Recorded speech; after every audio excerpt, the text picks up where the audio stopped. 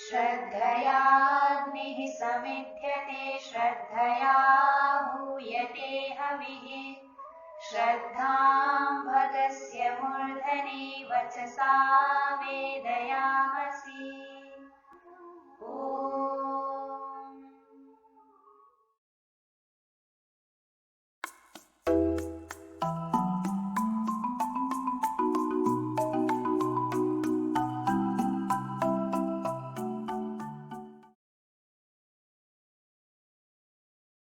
श्लोकानुवादः षष्ठी कक्षा। धनानि भूमौ पशवश्च गोष्ठे भार्या गृहद्वारि जनः श्मशाने देहश्चितायां परलोकमार्गे कर्मानुगो गच्छति जीव एकः। पदच्छेदः। धनानि धन अकारांत नपुंसकलिंग प्रथमा विभक्ति बहुवचन। भूमौ भूमि ह्रस्व इकारांत स्त्रीलिंग प्रातिपदिक सप्तमी विभक्ति एकवचन। पशवः पशु उकारांत पुल्लिंग प्रातिपदिक प्रथमा विभक्ति बहुवचन। श्लोक में पशवः यहाँ पर विसर्ग के स्थान पर सत्व संधि हुई है और उसके बाद श्चुत्व संधि हुई है, जिसको कक्षा 102 में हम देख चुके हैं। च अव्यय पद है। गोष्ठे गोष्ठ अकारांत पुल्लिंग प्रातिपदिक सप्तमी विभक्ति एकवचन। भार्या भार्या आकारांत स्त्रीलिंग प्रातिपदिक प्रथमा विभक्ति एकवचन। गृहद्वारी गृहद्वार रेफांत प्रातिपदिक है स्त्रीलिंग में सप्तमी विभक्ति एकवचन। रेफांत प्रातिपदिक द्वार के शब्द रूप आपके सामने है। इसके पूर्व में गृह शब्द जोड़ देंगे तो हमको गृह द्वार के रूप भी मिल जाएंगे। सप्तमी विभक्ति एकवचन में आप देख सकते हैं द्वार रेफांत प्रातिपदिक का रूप बना है द्वारी, अतः गृह द्वार इसका भी सप्तमी विभक्ति एकवचन में रूप बनेगा गृह द्वारी। द्वार रेफांत प्रातिपदिक का अर्थ होता है दरवाजा। इसी अर्थ में यह अकारांत प्रातिपदिक भी देखा जाता है। द्वार जब अकारांत है तब इसके रूप नपुंसकलिंग में फल के अनुसार चलेंगे, तब सप्तमी विभक्ति एकवचन में रूप बनेगा द्वारे और गृह शब्द आगे जोड़ देने पर शब्द रूप बन जाएगा गृह द्वारे। पर यहाँ ध्यान रखना है सप्तमी विभक्ति एकवचन का रूप गृह द्वारी दिया है, अतः यहाँ पर प्रातिपदिक अकारांत नहीं है, रेफांत प्रातिपदिक है। आगे शब्द है जनः जन अकारांत पुल्लिंग प्रातिपदिक प्रथमा विभक्ति एकवचन। श्मशाने श्मशान अकारांत नपुंसकलिंग सप्तमी विभक्ति एकवचन। देहः देह अकारांत पुल्लिंग प्रथमा विभक्ति एकवचन। श्लोक में देहश सत्व संधि करके श्चुत्व संधि हुई है, अतः विसर्ग के स्थान पर यहाँ पर तालव्य शकार है।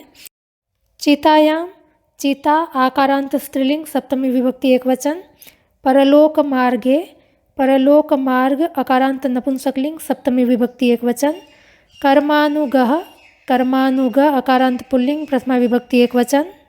श्लोक में कर्मानुगो ओकारांत सुनाई दे रहा है क्योंकि यहाँ पर पहले उत्व संधि हुई है और बाद में गुण संधि हुई है। इसको भी हम कक्षा 102 में देख चुके हैं। गच्छति गम धातु जाना अर्थ वाली लट्लकार प्रथम पुरुष एकवचन। जीवः जीव अकारांत पुल्लिंग प्रथमा विभक्ति एकवचन। श्लोक के अंदर जीव विसर्ग नहीं सुनाई पड़ रहा है, यहाँ पर विसर्ग लोप संधि हुई है। इसको भी हम कक्षा 102 में देख चुके हैं। एकः एक अकारांत पुल्लिंग प्रथमा विभक्ति एकवचन। अब अन्वय करेंगे। इस श्लोक में आप देख सकते हैं केवल एक ही क्रिया दी हुई है गच्छति, पर छोटे छोटे बहुत सारे वाक्य हैं, अतः हमको अन्य वाक्यों में क्रिया का अध्ययन करना पड़ेगा। अर्थ के अनुसार क्रिया का अध्ययन किया जाता है। तो यहाँ पर सबसे पहला शब्द है धनानि। धन अकारांत नपुंसकलिंग प्रथमा विभक्ति बहुवचन का पद है। प्राय करके कर्ता में प्रथमा विभक्ति होती है, अतः यहाँ पर धनानि जो है वो कर्तृपद है। दूसरा है भूमौ, यह सप्तमी विभक्ति एकवचन में है। अधिकरण कारक में प्राय करके सप्तमी विभक्ति का प्रयोग होता है, अतः भूमि को हम अधिकरण कारक मानेंगे। धन और भूमि दो पद हमारे सामने हैं। धन कर्तावाचक है और भूमि अधिकरणवाचक है। इन दोनों का समन्वय जिस क्रिया में हो सके ऐसी क्रिया का हमें अध्ययन करना होगा। तो यहाँ पर श्लोक का जो अर्थ है उसके अनुसार ठहरना अर्थ वाली स्था धातु का हम अध्ययन करेंगे। और कर्ता क्योंकि अन्य विभाग का है और बहुवचन में है, अतः क्रिया में प्रथम पुरुष बहुवचन की लेनी होगी। तो स्था धातु लट लकार प्रथम पुरुष बहुवचन की क्रिया का रूप बनेगा तिष्ठन्ति। इस प्रकार प्रथम वाक्य होगा धनानि भूमौ तिष्ठन्ति।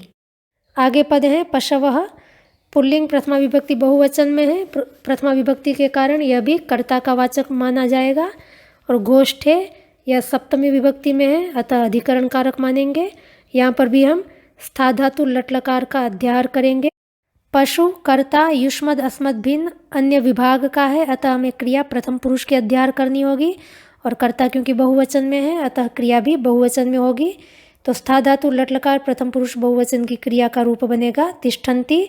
इस प्रकार वाक्य बनेगा पशवः गोष्ठे तिष्ठन्ति। आगे पद है भार्या, यह भी प्रथमा विभक्ति में है, अतः कर्ता का वाचक है। और दूसरा पद है गृहद्वारी, यह सप्तमी विभक्ति में होने से अधिकरण कारक है। तो यहाँ पर भी हम स्था धातु का अध्ययन करेंगे लट लकार में। कर्ता भार्या युष्मद अस्मद भिन्न अन्य विभाग का है और संख्या में एक है, अतः हमें स्था धातु लट लकार प्रथम पुरुष एक वचन की क्रिया का अध्ययन करना होगा। क्रिया का रूप होगा तिष्ठति। इस प्रकार वाक्य बनेगा भार्या गृहद्वारी तिष्ठति। आगे पद है जनः, यह प्रथमा विभक्ति में है, अतः यह कर्ता का वाचक पद है। और श्मशाने यह सप्तमी विभक्ति में है, अधिकरण का वाचक पद है। यहाँ पर भी हम स्था धातु लट लकार का अध्ययन करेंगे। कर्ता जन अन्य विभाग का है और एक वचन में है, अतः स्था धातु लट लकार प्रथम पुरुष एक वचन की क्रिया तिष्ठति का अध्ययन होगा। तो वाक्य बनेगा जनः श्मशाने तिष्ठति। आगे पद है देहः, यह पुल्लिंग प्रथमा विभक्ति एक वचन का है, प्रथमा विभक्ति में होने से यह भी कर्ता का वाचक पद है। और चितायाम यह सप्तमी विभक्ति का होने से अधिकरण का वाचक है। यहाँ पर भी हम स्था धातु लट लकार का अध्ययन करेंगे। देह जो कर्ता है वो अन्य विभाग का है और एक वचन में है, अतः स्था धातु लट लकार प्रथम पुरुष एक वचन की क्रिया तिष्ठति का अध्ययन होगा। और पूर्व में जो च अव्यय आया था उसको इस अंतिम वाक्य में जोड़ देंगे। तो वाक्य का अन्वय इस तरह से होगा देहः च चितायाम तिष्ठति। आगे क्रिया है गच्छति, लट लकार प्रथम पुरुष एक वचन की क्रिया है। क्योंकि यह प्रथम पुरुष की क्रिया है, अतः कर्ता अन्य विभाग का होना चाहिए और एक वचन की होने से कर्ता भी एक वचन में होना चाहिए। तो यहाँ पर हम देख सकते हैं जीवः यह पद है जो कि प्रथमा विभक्ति एक वचन का है।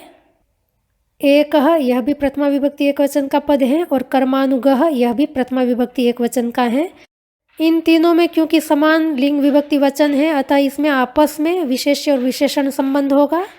कोई एक विशेष्य होगा, बाकी के सारे विशेषण होंगे। तो यहाँ पर जीव विशेष्य हैं, कर्मानुगः एकः ये दोनों जीव के विशेषण हैं। कारक का व्यवहार विशेष्य में किया जाता है। जीव क्योंकि विशेष्य हैं, अतः गच्छति क्रिया का कर्ता जीव माना जाएगा। एकः यह जीव का विधेय विशेषण है, अर्थात क्रिया से पहले लिखा जाएगा।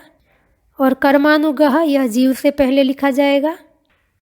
परलोक मार्गे यह सप्तमी विभक्ति में पड़ा हुआ पद है, गच्छति क्रिया का अधिकरण कारक है। और प्रसंग के अनुसार यहाँ पर एवकार का अध्यार हो जाएगा। इस प्रकार वाक्य बनेगा कर्मानुगः जीवः परलोक मार्गे एकः एव गच्छति। अब शब्दार्थ करेंगे। पहला वाक्य है धनानि भूमौ तिष्ठन्ति। तिष्ठन्ति का अर्थ है कि ठहर जाना, रह जाना। अतः वाक्य का अनुवाद होगा धन संपत्ति भूमि पर ही पड़ी रह जाती हैं। पशवः गोष्ठे तिष्ठन्ति। गोष्ठ कहते हैं बाड़े को जहाँ पर पशु खड़े रहते हैं, पशु रखे जाते हैं। तो अर्थ होगा पशु बाड़े में ही खड़े रह जाते हैं। भार्या गृहद्वारी तिष्ठति। भार्या अर्थात पत्नी, पत्नी घर के दरवाजे में ही खड़ी रह जाती हैं। जनः श्मशाने तिष्ठति। जनः अर्थात सगे संबंधी जो लोग हैं उनके लिए यहाँ पर जन शब्द का प्रयोग हुआ है। अतः वाक्य का अर्थ होगा लोग स्मशान में ही खड़े रह जाते हैं। देहः च चितायाम तिष्ठति। और देह चिता में ही पड़ा रह जाता है। और अंतिम वाक्य है कर्मानुगः जीवः परलोक मार्गे एकः एव गच्छति। कर्मानुगः अर्थात कर्म के अनुसार जाने वाला। और एकः इसका अर्थ यहाँ पर है अकेला। इस प्रकार वाक्य का अनुवाद होगा, कर्मानुसार चलने वाला जीव परलोक के रास्ते पर अकेला ही जाता है। इस प्रकार इस श्लोक का भावार्थ होगा, जब हम इस संसार को छोड़कर के जाते हैं तब धन संपत्ति कितनी भी हो यही भूमि पर ही रह जाती हैं। पशु पक्षी हमारे बाड़े में ही खड़े रह जाते हैं। जिसके साथ 7 फेरे लिए हैं ऐसी पत्नी भी घर के दरवाजे तक ही साथ देती हैं। सगे संबंधी ज़्यादा से ज़्यादा स्मशान तक साथ देते हैं और हमारा देह चिता में जल करके खाक हो जाता है। जब इस देह का त्याग करके परलोक के रास्ते पर हम प्रयाण करते हैं तो कर्म के अनुसार हम अकेले ही जाते हैं। हम कितने बड़े साहूकार थे, हमारा कितना बड़ा कुनबा था, कितना सुंदर स्वस्थ देह था, यह कुछ भी मैटर नहीं करता। हमारे कर्म ही हमारा परलोक का रास्ता तय करते हैं। यदि उत्तम कर्म किए हैं तो रास्ता उत्तम होगा, यदि अधम कर्म किए हैं तो अगली गति हमारी अधम होगी। अतः हमें परलोक में उत्तम गति के लिए इस जीवन में उत्तम कर्म करने चाहिए। यह इस श्लोक की शिक्षा है। आशा करती हूँ इस श्लोक का अनुवाद किस प्रकार करना है यह बात आपको अच्छी तरह से समझ में आ गई होगी। यदि आपको समझने में कहीं कोई कठिनाई आई हो तो आप हमें अवश्य पूछें। आपकी समस्याओं का समाधान करने का हम अवश्य प्रयास करेंगे।